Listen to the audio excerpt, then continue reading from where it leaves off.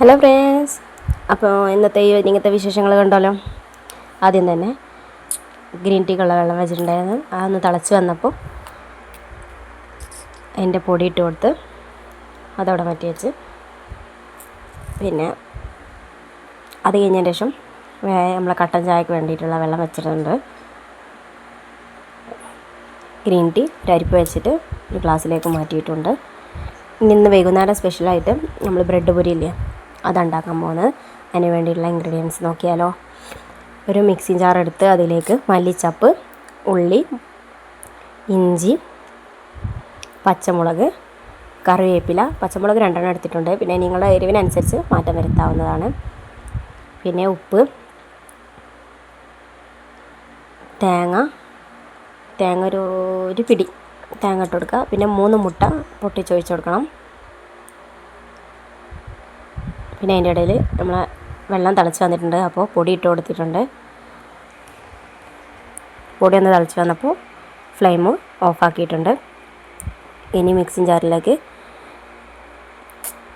ഇത്തിരി ഒരു 2 table spoon വെള്ളം ഒഴിച്ച് കൊടുക്കുക. വെള്ളം ഒഴിച്ചതിന് ശേഷം നന്നായി അടിച്ചെടുക്കണം.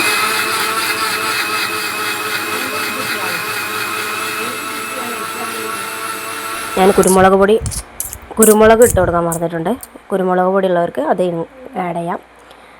അതുകൊണ്ട് ഒന്നും കൂടെ തുറന്നിട്ട് കുരുമുളക് ഇട്ട് കൊടുത്തതിന് ശേഷം നന്നായി അടിച്ചെടുത്തിട്ടുണ്ട്. ഇനി ഒരു പാത്രത്തിലേക്ക് ഇത് മാറ്റാം. ഇനി ഇതിൽ ഉപ്പ് കുറവുണ്ടെങ്കിൽ ഉപ്പിട്ട് കൊടുത്ത് നന്നായി ഒന്ന് മിക്സ് ചെയ്യുക. ഇതിലേക്ക് 2 ടേബിൾ സ്പൂൺ കൂടെ വെള്ളം ഒഴിക്കണം. കുരുമുളക് നന്നായി അടിഞ്ഞു വന്നിട്ടില്ലെങ്കിൽ ഞാൻ ജസ്റ്റ് ഒന്നും കൂടെ അടിച്ചെടുത്തിട്ടുണ്ട്.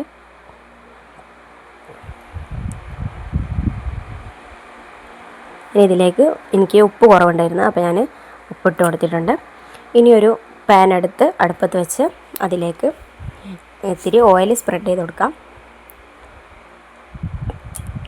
അത് ചൂടായി വരുമ്പോൾ അതിലേക്ക് ബ്രെഡ് എടുക്കുക. എന്നിട്ട് നേരത്തെ അടിച്ച് വെച്ച മിക്സ് എടുത്ത്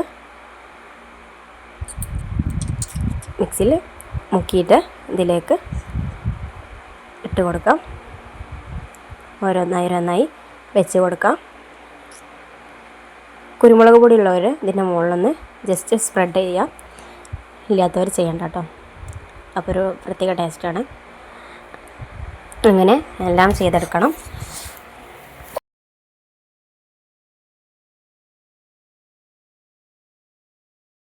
ഒരു ഭാഗമായതിന് ശേഷം മറിച്ചിട്ട് കൊടുക്കുക.